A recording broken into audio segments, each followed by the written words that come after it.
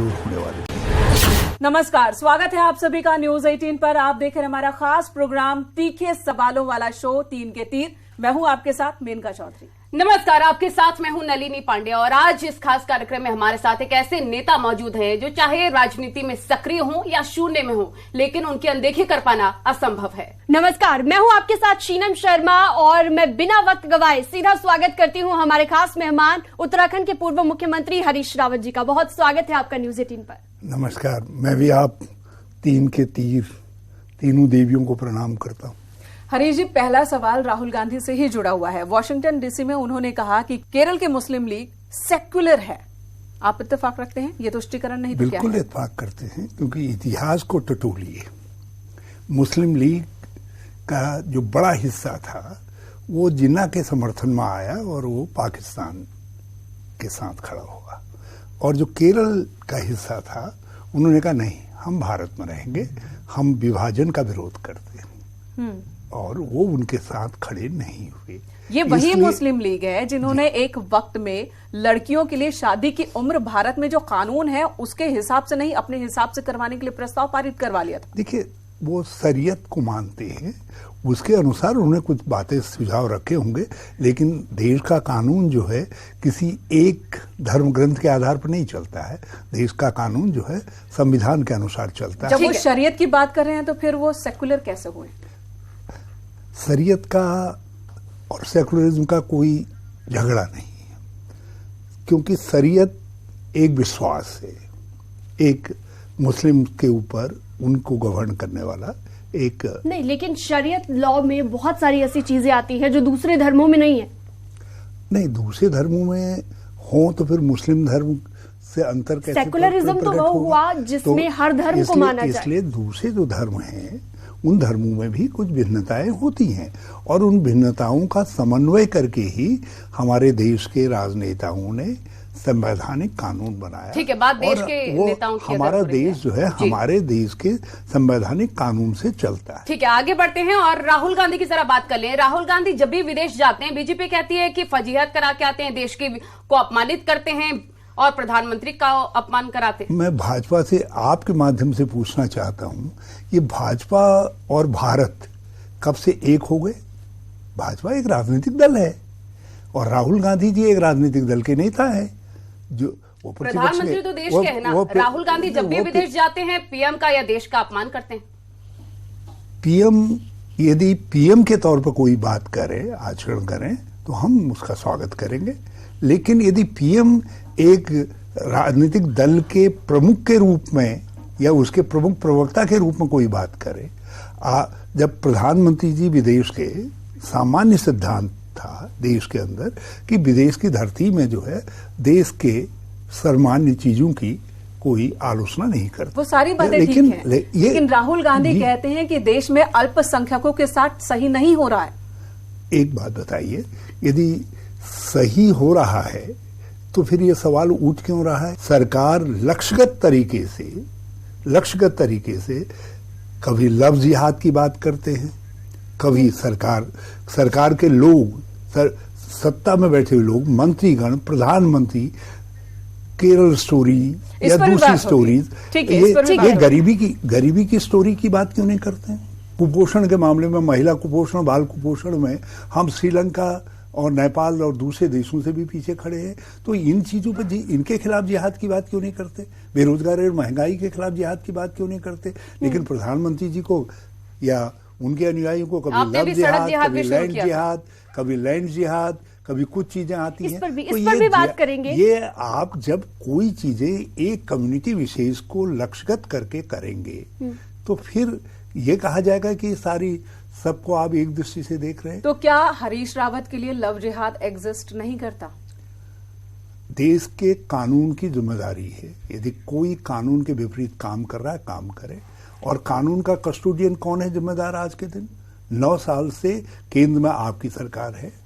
यदि ऐसा हो रहा है, जैसा केरल स्टोरी की बात कही जा रही है, जैसा लव जिहाद की बात कही जा रही है, उस पर भी आएंगे, तो आगे बढ़ेंगे। आप उस पर कार्रवाई क्यों नहीं कर रहे हैं? जी, आपने अभिमन्यु कहा, तो क्या वो भी बीजेपी के चक्रव्यूह में फंस जाएंगे? क्योंकि अभिमन्यु तो 7वां जो घेरा था वो क्रॉस नहीं कर पाए थे। आपने आधा ही कहा ना। मैंने कहा इतिहास वो गलती दोहराएगा नहीं जो अभिमन्यु के साथ हो गई। और ये भी कहा था। हाँ, मैंने कहा राहुल गांधी जी वो अभिमन्यु हैं जो है भाजपा के सारे द्वारों को, चक्रव्यूह को सारे तोड़ करके 2024 में लोकतांत्रिक शक्तियों की सरकार दिल्ली के अंदर बनाएंगे। ठीक है, बात पहलवानों की करते हैं। पहलवानों के आंदोलन के साथ आप खड़े हैं, साफ है। क्या ये अब सियासी मोड़ लेता नहीं जा रहा?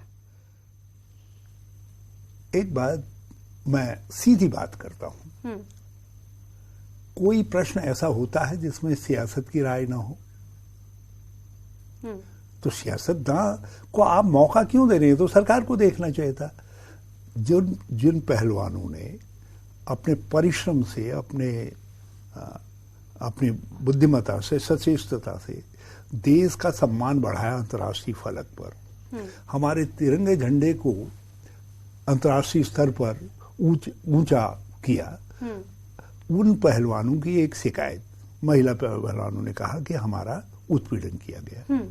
तो होना ये चाहिए था कि जब उन्होंने उत्पीड़न की शिकायत की तो सत्ता उनको बुलाती, कहते भाई बजरंग, या कहते साक्षी बेटा क्या बात है, तुम लोगों ने तो देश का बड़ा मान बढ़ाया, ये क्या सवाल मैं सुन रहा हूं, आओ मुझे बताओ।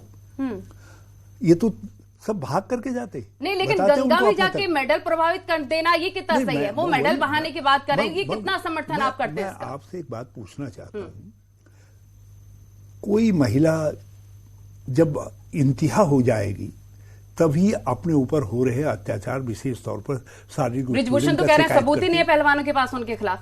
ब्रिजभूषण कह रहे हैं ना, लेकिन जो पीड़ित है वो क्या कह रहे हैं उसको भी तो समझना चाहिए। और पीड़िता को हमारा कानून क्या कहता है? हरीश जी, उस कानून के तहत जो है पीड़िता के बयान को मान करके एफआईआर दर्ज होनी चाहिए थी। एफआईआर दर्ज करने के लिए पहलवानों को जंतर मंतर पर धरना देना पड़ा, और जब उस बार उनको आश्वस्त किया गया, फिर कार्रवाई नहीं हुई, फिर उनको जंतर मंतर पर आना पड़ा, फिर धरना देना पड़ा, तब उनके खिलाफ एफआईआर दर्ज हुई। और जब एफआईआर दर्ज हुई तो उसके बाद जो है दिल्ली पुलिस, जो अपने को सबसे तेज पुलिस कहती है, और वो कार्रवाई नहीं करती है। जब इन्होंने शिकायत दर्ज कराई, मैं महसूस करता हूं, यदि सत्ता के शीर्ष ने बुला करके कहा होता कि कहते अच्छा बेटा ऐसा तुम्हारी शिकायत है, मैं उनको बुलाता हूं, अध्यक्ष को बुलाते, कहते भाई तुम्हारी पार्टी, लेकिन सत्ता के शीर्ष तो न्याय देंगे नहीं, न्याय तो अध्यक्ष पद अभी छोड़ना पड़ेगा, क्योंकि हमारे सम्मान को बढ़ाने वाले बिना कार्रवाई के अध्यक्ष पद छोड़ दें। आप ही कह रहे हैं कि कार्रवाई पूरी ना हो, प्रोसीजर पूरा ना हो। उनके ऊपर जो आरोप लगा, और आरोप लगाने वाले कोई साधारण लोग हैं जो अंतर्राष्ट्रीय आप गंगा मैया के पास अर्जी लगाने पहुंचे थे। अब एक कब वो गंगा मैया के पास पहुंचे? और आप अर्जी लगाने कांग्रेस पहुंची थी, तो न्याय कांग्रेस को गंगा मैया देगी या कानून देगी? जब प्रधानमंत्री भैया सुनने के लिए इनकार कर दें, और वो 300-400 लोग जा रहे हैं, कह रहे हैं हम प्रधानमंत्री जी को ज्ञापन देना चाहते, एक मजिस्ट्रेट आता ज्ञापन ले जाता उनका, और उनको आप ज्ञापन लेने के बजाय उनको घसीट करके आप थाने में लेकर के जाते हैं। एक सेकंड मुझे सेंटेंस पूरा कर लेने दीजिए। उनको घसीट करके आप थाने में ले जाते हैं, और उसके बाद जहां वो बैठ करके अपनी लोकतांत्रिक आवाज को उठा रहे हैं, उनके तंबू को आप वहां से हटा देते हैं पुलिस के बल पर। तो कहां जाएंगे वो? गंगा मैया के पास नहीं जाएंगे। वो नई संसद में घुसने की कोशिश कर रहे थे, पुलिस क्यों नहीं रोकेगी? किसने कहा संसद में घुसने की कोशिश कर रहे थे? तो कार्रवाई क्यों? उन्होंने साफ कहा कि हम ज्ञापन देना चाह रहे हैं। उन्होंने कहा हम ज्ञापन देना चाह रहे हैं। राजनीति का मौका क्यों ढूंढ रही है? मुझे एक बात बताइए, कहीं आया है कि कोई ज्ञापन लेने के लिए कोई मजिस्ट्रेट आया, कोई सीनियर ऑफिसर आया, प्रधानमंत्री जी ने किसी मंत्री को डिप्यूट किया उनका ज्ञापन लेने के लिए? अच्छा, एक जो देश का सम्मान बढ़ा सकते हैं अंतर्राष्ट्रीय जगत पर, उनका ज्ञापन लेने के लिए कोई मंत्री नहीं आ सकता? तो आप केवल एक काम कर सकते हैं कि वो हटे, तो जंतर मंतर से उनका टंटा मंटा जहां वो धरने पे बैठे हुए थे उसको हटा देते। जब आप हटाते हैं तो हटाते हैं, मैं अब आपके प्रश्न का उत्तर दे रहा हूं, जब आप हटाते हैं, जब आप खिलाड़ी थे जिन्होंने ओलंपिक जीता, जिन्होंने भारत के लिए बहुत बड़े बड़े मेडल जीते हैं, पीटी उषा उस कमेटी का हिस्सा रही हैं, उसके बाद भी उस कमेटी के रिपोर्ट को मानने को तैयार नहीं है पहलवान। एफआईआर दर्ज हो गई, सुप्रीम कोर्ट ने, जहां तक बात गिरफ्तारी की हुई, सुप्रीम कोर्ट ने हटा दिया। कपिल सिब्बल वकालत कर रहे हैं पहलवानों की, उसके बाद भी अगर गिरफ्तारी का ऑर्डर सुप्रीम कोर्ट से वो नहीं ले पा रहे तो कहीं तो कोई मसला है। न्याय आफ्टर ऑल अदालत से ही ना। उस कमेटी की रिपोर्ट डिस्प्यूटेड होगी जब कमेटी के मेंबर्स ने ही उस पर कुछ बातें कह दी, नंबर 1। नंबर 2, न्यायालय में कई स्टेजेज होती हैं। पहली स्टेज तो एफआईआर है, एफआईआर तो दर्ज हो। क्या वो संबंधित व्यक्ति को गिरफ्तार नहीं किया जाना चाहिए? ठीक है, कानून अपना काम कर रहा है। क्या वो संबंधित व्यक्ति से उस देश के सरबराह को ये नहीं कहना चाहिए कि तुम हटो इस पद से? कानून के हिसाब से काम होगा। अब जरा आगे चलते हैं, उत्तराखंड की बात कर लेते हैं, क्योंकि उत्तराखंड में अवैध मजारों पर लगातार कार्रवाई हो रही है। 400 ऐसे मजार है जिन्हें ध्वस्त किया गया, इस पर आप क्या कहेंगे? देखिए, जो अवैध हैं, गलत हैं, उसमें आपको एक स्पष्ट मानक बनाना पड़ेगा कितनी मजारें हैं। और मैंने तो एक सवाल किया था इनसे कि इन मजारों में से कितनी मजारें ऐसी हैं जो 2009 के बाद अस्तित्व में आई हैं। हमारे उत्तराखंड के अंदर साधु संतों की, महात्मा पीर फकीरों की धरती है। वहां बड़े बड़े तपस्वियों ने जंगलों में तपस्या की। हमारे मंदिर हैं, गुरु गोरखनाथ की धुनी है, अखंड धुनी है घने जंगल में, बांस के जंगल में जो है, और भी बहुत सारे मंदिर। तो क्या ऐसे मजार बनेंगे जिनका दावा करने कोई नहीं आ रहा? अतिक्रमण होगा मजारों के नाम पर? हमारी जो है गरिया माता का धार्मिक स्थल के नाम पर अतिक्रमण सही है क्या? दूसरे मंदिर हैं। नहीं, देखिए, आप 2 यार्डस्टिक नहीं बना सकते। यार्डस्टिक आपको एक बनाना पड़ेगा, क्योंकि कानून के सामने सब समान है। आप मजार को एक नजर से, मंदिर को एक नजर से नहीं देख सकते। तो हमने एक सुझाव दिया था। हमने कहा था आजादी से पहले के जो हैं, कुछ आजादी के पहले के भी हैं, कुछ 50-100 सालों से हैं, कुछों पर हिंदू मुसलमान सबका बराबर का यकीन है, और कोई रिकॉर्ड ऐसा नहीं है। इन मजारों के लिए तो कोई आया ही नहीं। जिनके पुराने तुमको दस्तावेज मिल जाए, 50 साल 60 साल के दस्तावेज मिल जाए। नहीं, 10 से 15 सालों में बनी है ये मजारें, जिनका रजिस्ट्रेशन भी नहीं है। मैं कह रहा हूं, और वो बीजेपी का भी कार्यकाल है, आपका भी है। केवल भाजपा कह रही है कि उनको तोड़ने का विरोध हो रहा है। मुस्लिम भी कह रहे हैं कि जो मजारें इस दृष्टिकोण से बनी हैं, जिनको आप अवैध मानते हैं, जिनका कोई इतिहास नहीं है, जो लोगों ने जमीनों में किया है, आप उनको तोड़िए। तो लेकिन आप उसके लिए जिहाद शब्द का प्रयोग क्यों कर रहे हैं? तो जिहाद आपके लिए एग्जिस्ट नहीं करता। आप अवैध कब्जेदारों को हटाने की बात करिए। अवैध कब्जेदारों में भी हमारे उत्तराखंड के अंदर भूमिहीनों के कब्जे हैं, भूतपूर्व सैनिक हैं, गरीब लोग हैं। तो आप सबको एक उससे नहीं हाँक सकते हैं। आप गरीबों की बात कर रहे हैं, आप जनता की बात कर रहे हैं, लेकिन हरीश जी, बीजेपी मिथ तोड़ते हुए दूसरी बार सत्ता में आई है, क्या कांग्रेस को जनता ने नकार दिया है? देखिए, सत्ता में तो आते हैं, सत्ता में आने के कई कारण होते, कई फैक्टर होते हैं, लेकिन क्या हम सत्ता में नहीं हैं तो हमारा विपक्ष धर्म खत्म हो गया? क्या लोकतंत्र के अंदर जो हार जाते हैं उनको अपनी जनता के सवालों की लड़ाई नहीं लड़नी चाहिए? प्रदर्शन करके, धरना देकर? हम कह रहे हैं यदि कहीं गलत हैं तो उनको एक नजर से देखिए, उनके खिलाफ कार्रवाई करें। लेकिन मैं इस शब्द के खिलाफ हूं। जिहाद होना चाहिए बेरोजगारी के खिलाफ, जिहाद होना चाहिए महंगाई के खिलाफ, जिहाद होना चाहिए भ्रष्टाचार के खिलाफ, ये सारी बातें जिहाद होना चाहिए महिलाओं के खिलाफ। मुख्यमंत्री धामी की बहुत बार तारीफ कर चुके हैं आप, अभी जो आप कह रहे हैं वो भी बातें सही है। देखिए, अभी 1 साल हुआ है और एक बार अप्रेंटिस थे कुछ समय के लिए जो है। जब 9 साल के कार्य की बात आती है तो भाजपा के पाप बहुत गहरे हैं। उत्तराखंड पर उन्होंने बहुत गहरे घाव लगाए। बेरोजगारी आज चरम पर है, महंगाई से सारा राज्य पीड़ित है, भ्रष्टाचार आज सबसे ज्यादा है, और सड़कों में गड्ढे ही गड्ढे हैं, स्कूलों में टीचर नहीं है, अस्पतालों में डॉक्टर नहीं है, नलों में पानी नहीं है, बिजली छलवा बन करके रह गई है, बिजली के, पानी के, हाउस टैक्स इत्यादि आपने इतना बढ़ा दिया है कि आम आदमी के लिए, आम शहरी के लिए उसका बोझ सहन करना कठिन हो गया। मगर ये सारे सवाल हैं। मैंने ये कहा कि अभी धामी जी को मुख्यमंत्री के रूप में 1 साल हुआ है। मैंने कहा यदि कुछ जितनी तेजी वो दिखा रहे हैं, जिस तरीके से काम कर रहे हैं, सवालों को उठा रहे हैं, लोगों के बीच में जा रहे हैं, सीएम धोनी की तारीफ की वजह ये तो नहीं है कि गैरसैंण को आप स्थायी राजधानी नहीं बना पाए थे अपने कार्यकाल के टाइम, बीजेपी ने करके दिखा दिया। कहाँ बना है उन्होंने राजधानी? वो राजधानी मुझको दिखाइए ना। उत्तराखंड को यूनिफॉर्म सिविल कोड की जरूरत है या नहीं है? यदि देश को है तो उसके विषय में देश में कंसेंसस बननी चाहिए। इसीलिए तो हमारे संविधान निर्माताओं ने, जिनमें सभी लोग प्रयास जो है कांग्रेस के थे, धामी जी बहुत तेजी से काम कर रहे हैं इस पर। अम्बेडकर साहब के देखरेख में नीति निर्देशक तत्वों में इस बात का समावेश किया कि कॉमन सिविल कोड बनाया जाएगा, लोगों को सहमत करवाया जाएगा। धामी जी की दिक्कत ये हो रही है कि कुछ कर नहीं पा रहे हैं, और उधर 5 साल के भाजपा के पापों का पूरी गठरी श्री पुष्कर सिंह धामी के सर पर है। तो आप भी मुख्यमंत्री रहते हुए 2 सीटें हारे हैं। चलिए आगे बढ़ते हैं, बात कर लेते हैं केरला स्टोरी का बहुत जिक्र करते हैं आप। यदि कोई मूवी बेरोजगारी कैसे दूर हो सकती है उस पर बनेगी, जरूर जाऊंगा देखने के लिए।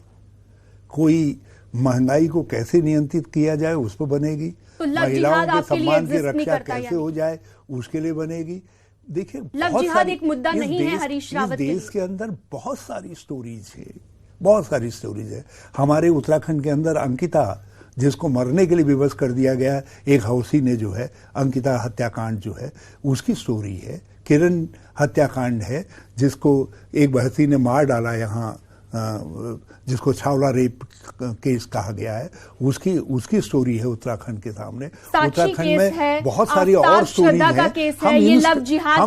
इन स्टोरीज को देखेंगे, और केरला देश स्टोरी के युवा आईएसआई में जा रहे हैं, आप कह रहे हैं कि बड़ा मुद्दा नहीं है देश के लिए। मैं कह रहा हूँ यदि आईएसआई पर प्रतिबंध है और आईएसआई के खिलाफ आप कार्रवाई करिए। हरीश जी, हालांकि सवाल आप पे भी उठे थे जब आपने जुमे को छुट्टी अनाउंस की थी, जब मुस्लिम यूनिवर्सिटी की बात हुई थी। खैर आगे बढ़ते, इससे आगे बढ़ते हैं। हे देवी, मेरी आपसे एक प्रार्थना है कि आप जरा सा भाजपा रूपी सब देवताओं से कह दो कि जुम्मे की नमाज की, जुम्मे की यदि मैंने छुट्टी की होगी, जुम्मे का मतलब हर फ्राइडे जो है, महीने में 5 दिन, यदि मैंने छुट्टी की है तो कोई स्कूल तो होगा सरकारी, हजारों स्कूल हैं, हजारों कार्यालय हैं, कहीं यदि छुट्टी हुई है, एक जगह भी छुट्टी हुई है, हरीश रावत माफी मांगेगा और राजनीति छोड़ देगा। आपका एक बयान आया था कि मैं अपनी पारी खेल चुका हूं, तो क्या भविष्य में आप मुख्यमंत्री पद की रेस में नहीं हैं? मैंने कहा कि मैं जो ऐसे मोड़ पर हूं कि अब मेरा दायित्व है कि मैं पार्टी को ताकत दूं, इसलिए मैं किसी पद की या पोस्ट की आकांक्षा में नहीं हूं। मैं केवल ये चाहता हूं कि पार्टी जीते और उस जिताने में मैं कुछ भूमिका अदा कर सकूं। कुछ लेकिन आपने ही ट्वीट किया था, आला कमान ने हाथ पर बांध रखे हैं, ओआपो की स्थिति में हूं, न दैनम न पलायम। क्या था ये क्या ब्लैकमेल कर रहे थे आप आला कमान को? 2022 की बात है, मैं उस पर ज्यादा नहीं कहूंगा, लेकिन एक बात जरूर कहूंगा। 2022 से 23 में क्या हुआ? उसका जो अभिप्राय था, उस अभिप्राय पर और उसका जो लक्ष्य था, उस लक्ष्य पर मैं कायम रहता तो उत्तराखंड में 2022 में कांग्रेस की सरकार आती। उत्तराखंड में कांग्रेस हारी, वजह क्या है? लोग आपसे नाराज हैं या कांग्रेस से? यदि हम अब जीत रहे हैं, हिमाचल में जीत गए, कर्नाटक में जीत गए, लेकिन उत्तराखंड में वजह क्या रही? ये हमारे नेतागणों और पार्टी के कार्यकर्ताओं की मेहनत है, जनता की कृपा है, और हम ये कृपा उत्तराखंड में नहीं ले पाए, तो किसी को तो उसकी जिम्मेदारी लेनी है, इसलिए मैंने उसकी जिम्मेदारी ले ली है और उसकी जिम्मेदारी ले ली है। आने वाले चुनावों में बड़ा चैलेंज कांग्रेस के लिए क्या रहेगा? बीजेपी रहेगी आपकी आपसी जो मतभेद नजर आ रहा है? कहीं मतभेद नहीं है, हम चुनौतियों को समझते हैं। फिर हमको हिमाचल ने और कर्नाटक ने एक सबक दिया है, यदि हम उससे सबक नहीं लेते हैं, देश भर के जितने भी राज्य है सबको सबक लेना है। यदि हम आपस में एकता नहीं रखेंगे तो हम कर्नाटक दोहरा नहीं पाएंगे। और आपने ही कहा था कि सरकार गिराने वालों को आप कभी माफ नहीं करेंगे।